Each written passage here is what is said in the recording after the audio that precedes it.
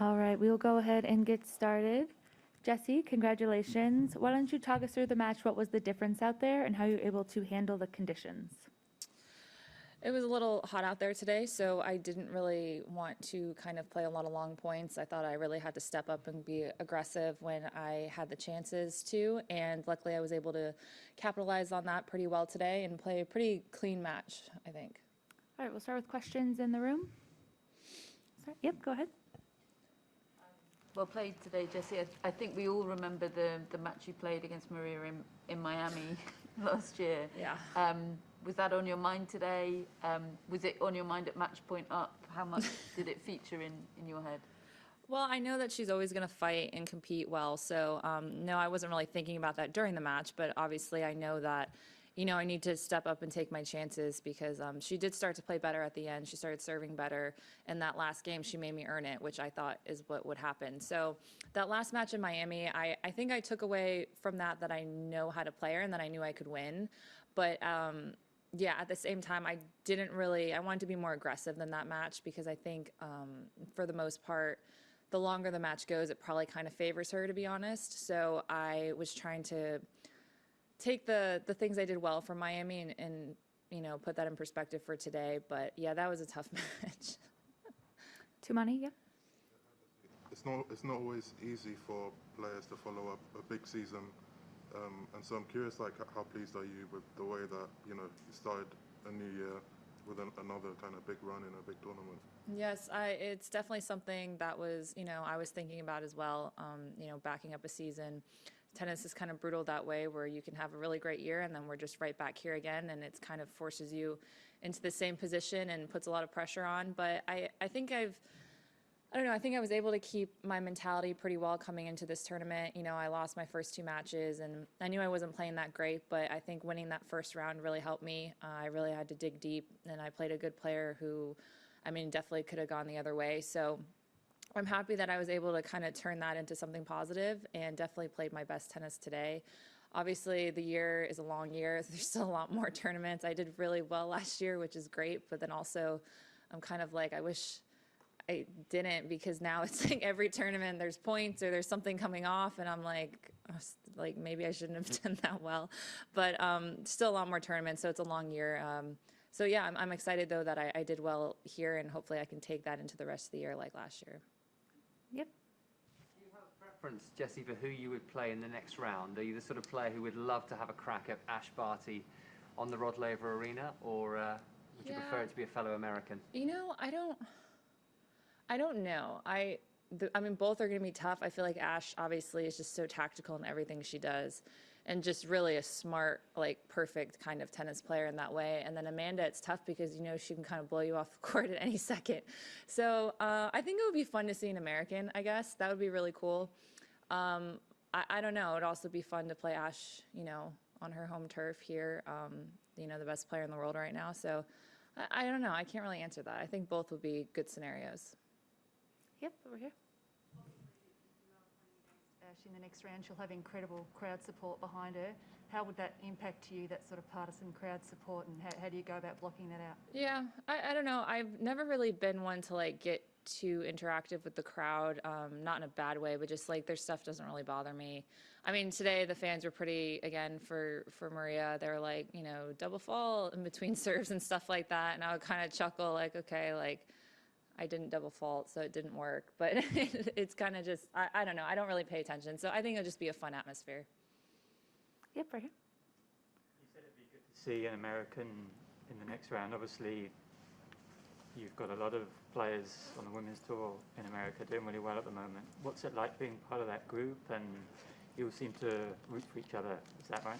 Yeah, I think it's really cool. It's so great to see, first of all, Amanda had a really tough year last year, and she had a great win against Naomi. That match was neck and neck, and honestly, she deserved to win, but it's just great to see, see them play. And honestly, I took a lot of inspiration from watching that match as well because the hitting was incredible. And then to turn around and see Danielle and Towson hitting, and again, a crazy match, really got me fired up for today. But yeah, I think we all root for each other. Have so many different scenarios. Amanda's kind of the younger, she broke through, but then she had a couple, rough years, and now she's back.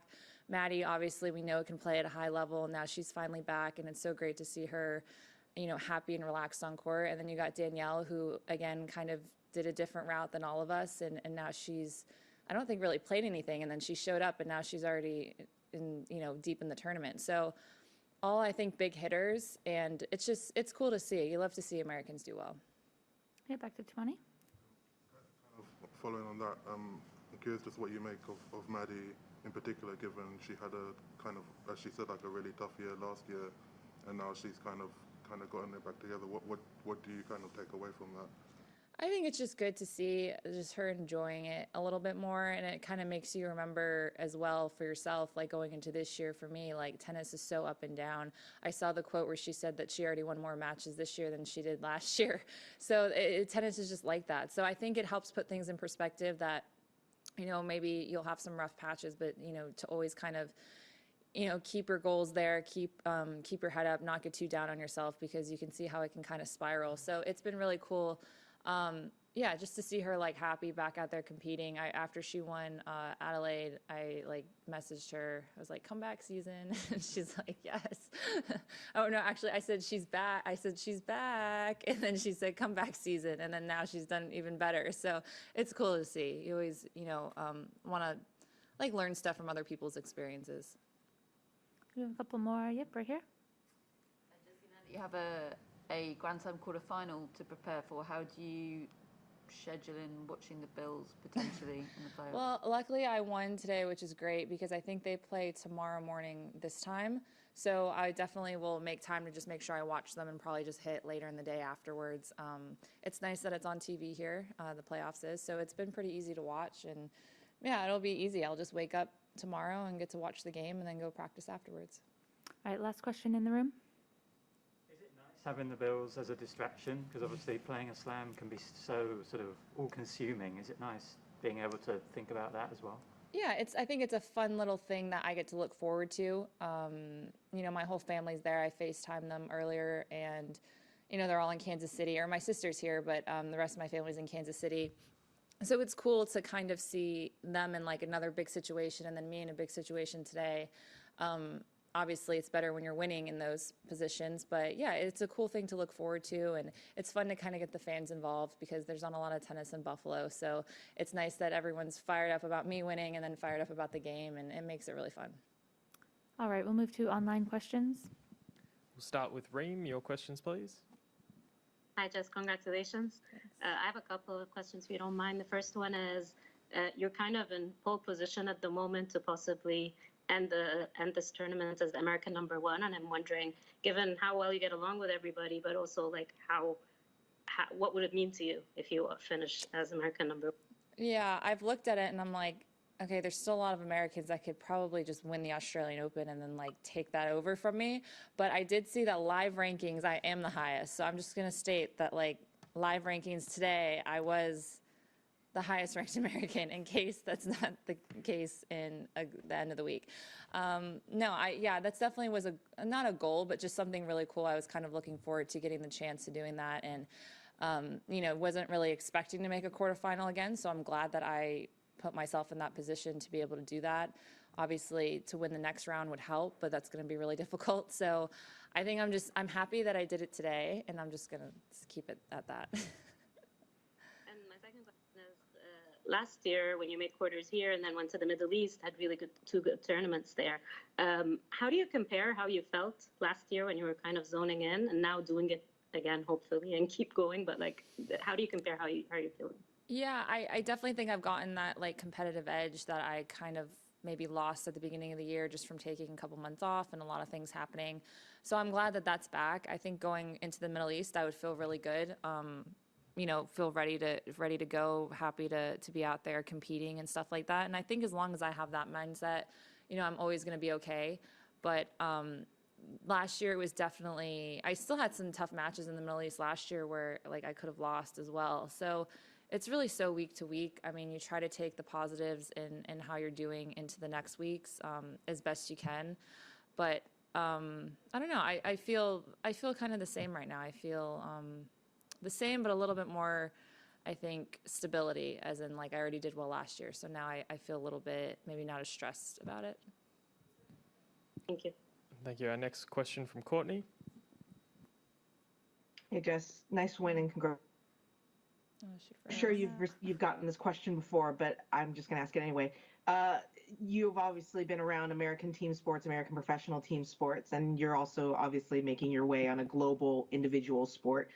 Is it two different worlds in terms of how you see them both and how different they are, or are there way more similarities than we would even expect between NFL, NHL, and tennis? I would say, I think there's always similarities as an athlete, but I would say tennis is so much different because you're on your own team and you kind of have to do everything yourself, or at least someone on your team is doing that, which is usually a smaller group of people. Whereas for, the NFL and the NHL, a lot of people are doing things for you. I would always, I'm probably going to crap for this, but I would always kind of joke to my mom because, I toured the stadium, when we first brought the Bills, and it's they have a training facility and a practice field and then a gym and then their own training room and the chef and all this stuff. And I was just this isn't fair. We have to go week to week in a different environment all the time, plus traveling and all this stuff. And I think all of those intangibles make it so much different, where you don't have as much stability of knowing where you're going and what's going to happen, knowing where you are a certain week, making the same type of trips or traveling based on the games that you're playing and going to the same environments. I think we have so many different things that we have to deal with, which to me is what really makes tennis kind of stand out and differentiate from other sports.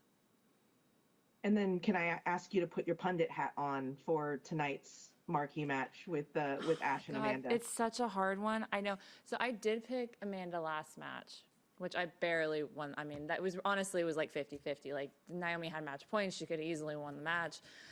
I don't know if I'm going with the upset. I don't have a pick. I can't. My pick today was Maddie, actually. That was with my coach. I said Maddie's going to win today, and she won. So that was kind of my pick of the day. The Barty pick, I'm not really feeling anything, so I don't have an answer. And thank you. We'll take our final questions from Willie.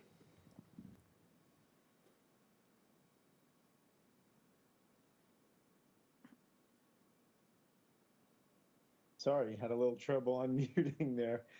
What do you think the keys are for the Bills against the Chiefs, and what is your prediction for that game? Oh, gosh. I don't make my picks as much in football, but I think for the Bills, I mean, obviously, Kansas City can score their offense. I think if our defense plays well, or I think our defense is going to play probably good no matter what, but I think obviously I think it'll be a lot up to Josh Allen and how he plays and his decision-making out there.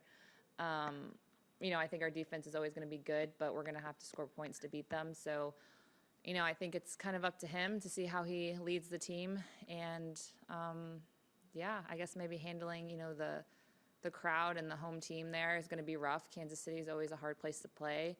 And, I think it's just going to come down to decision-making and competing like most games. And your prediction? My prediction, Bills win. Thank you.